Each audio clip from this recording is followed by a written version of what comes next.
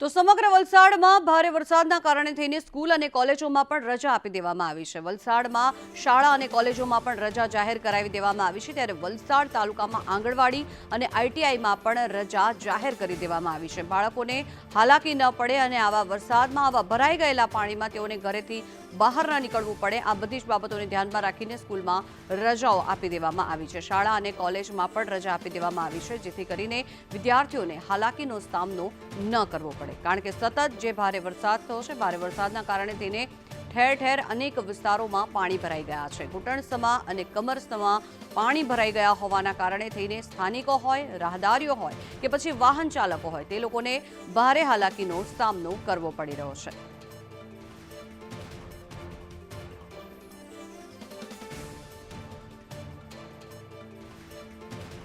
તો સતત વરસાદના કારણે થઈને સ્થાનિકોને પણ હાલાકી પડી રહી છે, અને જેના કારણે થઈને વિદ્યાર્થીઓ ઘરની બહાર ન નીકળે અને કોઈ અનિચ્છનીય ઘટના ન બને તેને ધ્યાનમાં રાખીને આ પ્રકારનો નિર્ણય કરવામાં આવ્યો છે।